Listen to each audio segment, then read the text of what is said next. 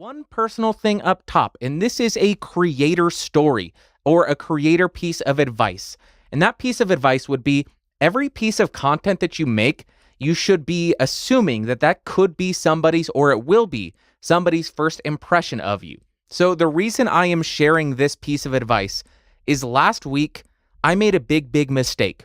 And that mistake was I did not check the focus on my main DSLR. So I recorded for an hour, I imported the footage, started editing the audio, then dropped everything into Final Cut Pro, only to realize the main camera was out of focus for the first 45 minutes of the podcast. So instead of just saying, okay, well, that's it, I guess this video is going to be out of focus, I decided, you know what, I'm just going to refilm and re-record the entire podcast, which I definitely did not want to do because I had already done an entire hour-long take of the podcast. I didn't see any reason to want to go and retake it. There was no big mistake other than the video being out of focus.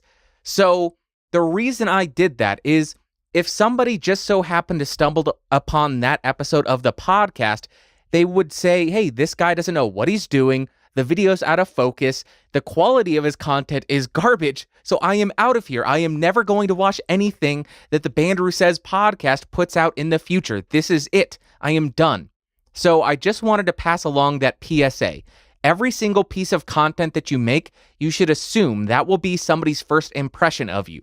Now, that will add a little bit of extra stress, assuming this could be somebody's first impression of me, but it will ultimately make you a better content creator and make you quite a bit more critical of the content that you're actually creating. And ultimately, I don't know why I said that twice, but it will make your content better.